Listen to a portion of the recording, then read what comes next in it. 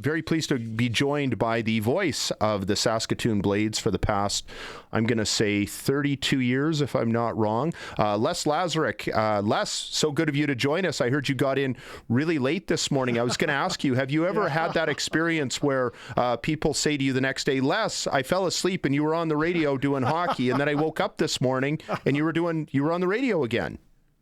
Yeah, usually that's my wife that tells me that. They didn't make you go do the morning show when you got off the bus this morning, did they? No. I haven't done the morning show in years around here, so I'm quite thankful for that, because yes, it would have been basically, and when we're driving separately, there's four of us that are driving separately in a Blades or Saskatoon Entertainment Group vehicle from the team bus. It allows us to have a little more room, a little more comfort than on the bus, which I really like. And I'm able to get my work done pretty readily. And then you're also moving a lot faster than the bus can. So we actually got back probably about a half an hour sooner than what they did. And as a result, it was 4 o'clock in the morning, though, when we got back from Edmonton. And I would say that, I would probably have to have come straight here if I was working morning show, but I don't have to do that. I didn't come in until 10 o'clock this morning, so I actually got a little bit of sleep, but I'm desperately in need of a nap, let me tell you that. Well, I mean, that was history in so many ways. Tell me if I'm right or wrong here, Les. That was the first Game 7 victory on the road in Blades history. Is that correct? Very true. Absolutely, Don. That is exactly what it was. Run through the history books and look. The Blades going into yesterday were 0-9-2. There were actually ties back in the late 60s in the Western Hockey League, but 0-9-2 in 11 games, Game 7s on the road. And last night, 3-2 overtime win was the first time the Blades in their franchise history had ever won a Game 7 on the road. They also, for the first time in 3 tries, not nearly as many, scored an overtime winning goal in overtime in Game 7. Okay. Cool. So that was something that they did as well last night. And it's also the first time they've beaten the Edmonton Oil Kings in a playoff series. Now, they hadn't played the Oil Kings since the original iteration of the Oil Kings back in the late 60s. The late 60s and 70s. But it's the first time they'd lost 3 series to the Oil Kings of that era back in 68, 69, and 71. So 55 years later, they finally win a series against the Edmonton Oil Kings. And the really strange thing about the series is home ice advantage wasn't. The road team won 5 of the 7 games, and all of the results were alternating. The Blades won all the odd-numbered games, and the Oil Kings won all the even-numbered games, and it worked out in Saskatoon's favor. Well, and they lose in overtime at home in Game 6. I thought your goose was cooked, didn't you, Brendan? Like, you lose at home, it's 3-3, Edmonton wins in overtime. You give up that chance, and I thought, that's it for Saskatoon. But no, talking about character that this team had under Coach Dan De Silva, I thought this was a absolutely masterful coaching job by Dan De Silva. I don't disagree with you on that, Don. Absolutely. He's been taking a lot of heat around here online. And of course, you can say what you will about keyboard warriors. God bless them. They're out there and they have their rights to their opinions, but they really don't have a clue a lot of times. No. And as a result, you end up with people reading stuff like that, and they think that it's actually true when it's not. The players love Dan De Silva, and they would go through the proverbial brick wall for him, and they essentially did that in this series. I mean, this was the 3 seed against the 6 seed. The Oil Kings were 20 points better than the Blades during the regular season. They finished the regular season, did Saskatoon, with back-to-back 4-0 losses, home and home to the Prince Albert Raiders, and everybody looked at it and said, well, there's no way they're going to win that series. And count me among them. I didn't think they had much of a chance. I thought, win a couple of games, get to 6, and I think you're doing well. You'll have proven that you're definitely capable of winning some games against good teams. But they went ahead and exceeded everybody's expectations, mine included, and here they are in round 2 all of a sudden. You've had a lot of big calls in Game 7s and otherwise. I remember watching the Moose Jaw Saskatoon series. What a great series that was. a couple of years ago. Again, I was just saying off air before you came on, I always said the first round between the Canucks and Flames in '94 was the greatest 7-game series I ever saw until I watched that one. Yeah. But maybe I'm putting you on the spot, but have you had a chance to think of where it ranks for you for top calls ever, that Game 7 overtime winner by Rowan Calvert? It's up there. It's probably in the top 5. Actually, it was brought up to me earlier today as to where it is, and I would say it's in the top 5. Certainly the games, those series against Moose Jaw, coming back from 3-0 down, the reverse sweep and winning in Game 7 against Red Deer in 2023 in the second round, falling behind 2-0 to Bedard and the Pats, and eventually winning Game 7 at home in the first round in 2023 was an exceptional series. The goal, the dramatics of that goal, now eclipses one that I called in 2002 at the old Winnipeg Arena when Justin Kelly came out of the penalty box and went in on a breakaway and scored, and the Blades beat the Wheat Kings to tie up that series 2-2. That was an opening round series in 2002. And the crazy thing is that I ran into Justin Kelly in Edmonton during the course of this series. He lives in Kelowna and does a lot of personal training with hockey players from the area, and also does a lot with actually German players. So Blades have got 3 of those. So he was visiting in Edmonton to see some of the Oil Kings and some of the Blades that he works with during the off season, and just to see how they're progressing. So it was cool to run into Justin Kelly, who's now in his late 30s, early 40s, I guess, and really neat to come up against, meet up with former players like that and see where they're at. But he, again, had one of the great moments that I'd called was the goal in the barn that I grew up in the old Winnipeg Arena, scoring a goal, a game-winning goal in overtime, double overtime as it was, against Brandon.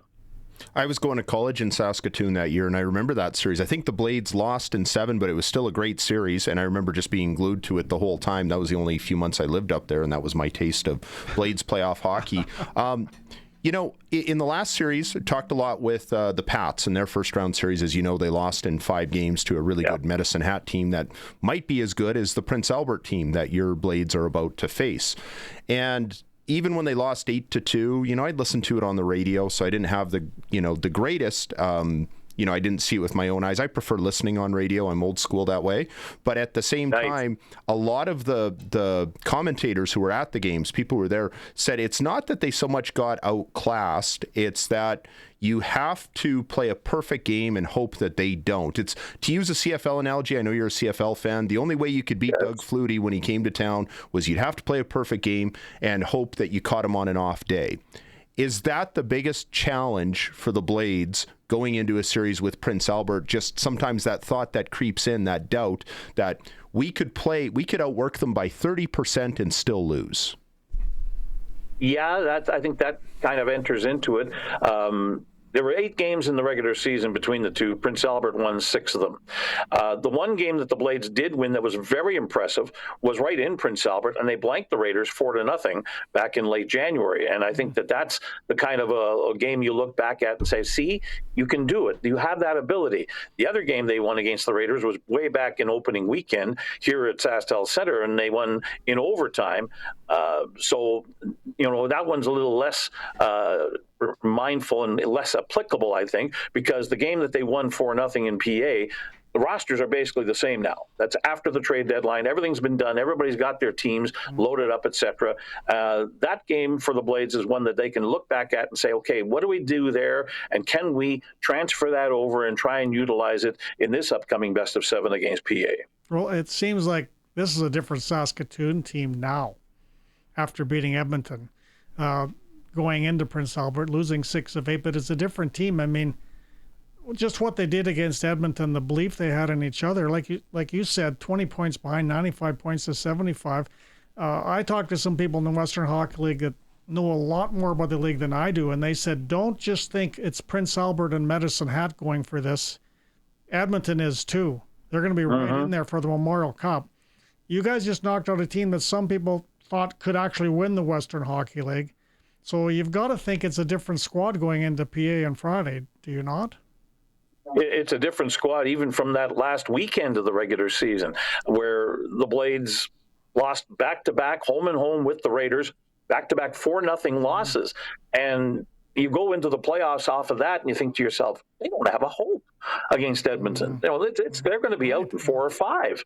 And no, they turn around and they play like they did in the game before that weekend. That home-and-home weekend to finish the regular season, they played on the Wednesday night at home and beat Brandon, a pretty good Brandon team, 6-2. And the way they played that night was the way they played 7 straight games against the Edmonton Oil Kings. The nice thing is that they played the same type of game for 7 straight games. During the course of the regular season, they'd play 3 or 4 really good games like that, and they take 3 or 4 off, not play that way, and not reach the level and be consistently inconsistent, as we like to say. But they had 7 really good games in a row against the Edmonton Oil Kings, and they are full measure for being in the second round of the playoffs. Is it going to be good enough against the Prince Albert Raiders? That remains to be seen, because I think PA is a half a step better than what the Edmonton Oil Kings were and will be, I'm sure, for the Blades to come up against. So Saskatoon Blades broadcaster Les Lazaruk is our guest on the SportsCage at 620 CKRM. Colson came up with something I thought was kind of interesting, looking around on the social media. I try to stay off that garbage, but Colson's a little more brave than I am. Well, I have to do it for my job. And so. I thought this would be a great question for you to ask to Les. Go ahead. Yeah, so there was an individual who does play-by-play at a university in the States who retweeted the call of the OT winner from the game you were calling. It wasn't your call, it was Edmonton's call. And they said, the gist of the tweet was, young broadcasters take note, even if you're the home team, you should still get excited for a game winner. And then the exact words he used was, this is a crime against this sport. I thought the call was pretty professional, pretty even keel. He gave some information afterwards, right? Like a pretty clean. And so a lot of people in the comments were like, that's too strong a language. So as someone who, you mentioned how many times the Blades have been close. And I know you didn't call all of them, but as someone who's been there, what would you say as a home broadcaster who has to face calling a losing goal? Yeah, it's not easy. You try and make it so that it sounds like there's going to be, some excitement out of it, but really your disappointment kind of takes over. You are still the broadcaster for that team, and I don't know of any broadcaster in our league who would give it the full home team victory type of hoop and holler as you would for when your team scored the big goal like that. Matt Barrett is the guy he's talking about. He's my colleague in Edmonton. We just spent tremendous 12 days together, him and I, chatting back and forth. So Matt's a professional. He does a heck of a job on behalf of the Edmonton Oil Kings, and his call, I thought, was just fine for what he was faced with. I mean, this is a team that got to 7 games last year, lost out to the Prince Albert Raiders in the opening round. In fact, the Oil Kings last year had a 3-1 series lead and lost games 5, 6, and 7. And now here they are being taken to the limit by the Saskatoon Blades. And so, there's going to be disappointment when Rowan Calvert's deflection finds its way into the net. And for a second straight year, the Oil Kings, a very good team, are on the sidelines all of a sudden after one round. So I think Matt Barrett did an outstanding job on everything. And I thank him for all the help he provided me with regards to during the series when it came to helping out with the Edmonton Oil Kings and my role that I had to try and do in order to make them and the Blades sound as good as we could possibly make them. Here's something that I think is unique about this upset, because it was an upset. Oh, yeah. Oh, yeah. My theory is you don't get as many upsets in the Western Hockey League, for example, as you do in the National Hockey League. And that's why I think this is so unique. And the reason I would argue that, and maybe it's changing a bit with some time, but because players in the WHL, for an example, they go all out all the time. NHL players don't.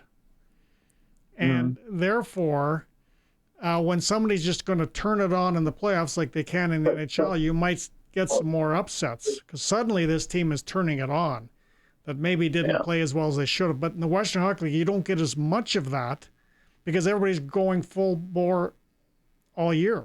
Does that make any sense? I think I see where you're coming from. A lot of pros. I'm a big believer that there are a lot of pros who play in the NHL for 10, 15 years. If you're lucky, that's a long career. And for some of them, go through that kind of donut in the middle where it's more about the contract and other things. Whereas I do believe there's something to what you're saying in the Western League. You've only got like a 4-year window, 3-year window, and they're hungry. Yes, they're hungry. That's right, and they're trying to earn. Whereas a lot of NHL players have already earned a lot of that extra stuff. Colson, you had something that you wanted to add? Yeah, there was just one more thing here. We had a text in from Sean and McLean. Just wanted to say what a pleasure it is to be listening to Les Lazaruk, one of the best in the business.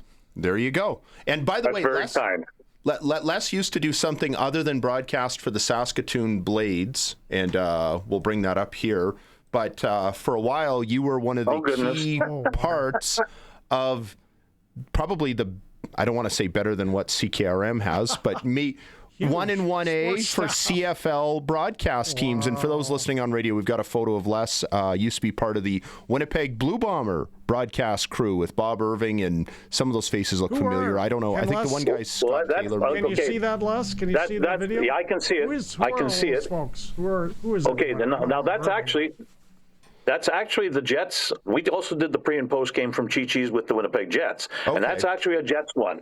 So I'm bottom left. Bob Irving is beside me with the glasses on. The late Ren Davis from the Winnipeg Free Press is at his right as you look at the picture.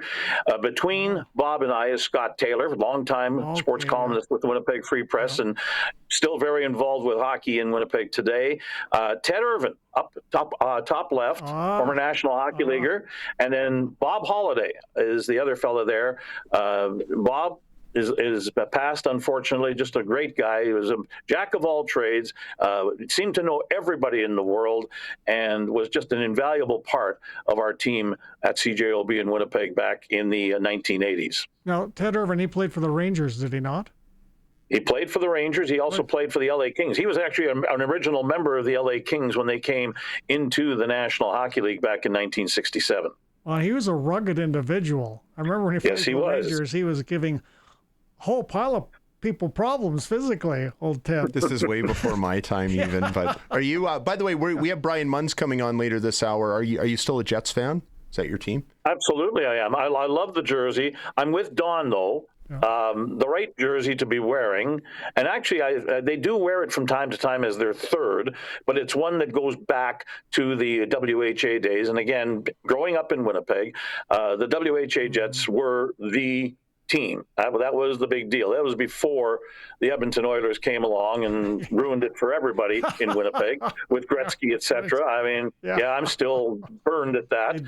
But having said that, though, that Jets jersey was the one. Although that is the one that General Manager Mike Smith kind of came along with. And yes, that was the group with Solani and those types of people. Mm-hmm. And it became very popular as well with a lot of fans just before the Jets ended up going on to Arizona. Was there a reason why they didn't go back to their old logo? I think they wanted to sell more merchandise. I think everybody made that. Was there a legal reason? I don't think so. No, they own the likeness, and they have. I think they just wanted everybody in Winnipeg has one of these, so everybody will just wear it. I think that was the idea behind it, but I'm not sure. Different owners too. They goofed. And different owners, right? Yeah. So a little bit of a change. I think the current Winnipeg Jets uniform might be the worst in the entire National Hockey League. Well, you know what? And the old one was one of the better ones. I felt that way at first, but the Canadian flag on there, it's kind of grown on me a bit. But I'm with you. I think they should go back to this or what they had in the 80s.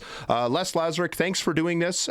Congratulations that you get to keep doing playoff hockey for at least a couple more weeks, hopefully longer. Good luck, Les. The rubber match. Never know. Match. It's going to be a difficult goal. Your third series with them since 2019. You've both won one each. Yeah, it's going to be a difficult one, though, because they're very, very good, and I think the Blades will really have it up against them. But we'll see what happens. If they can play like they did against Edmonton, they'll give them a heck of a series. Well, whoever wins the series, all of Saskatchewan will be pulling for them. So good luck. Absolutely. Yep. Thank you. All right.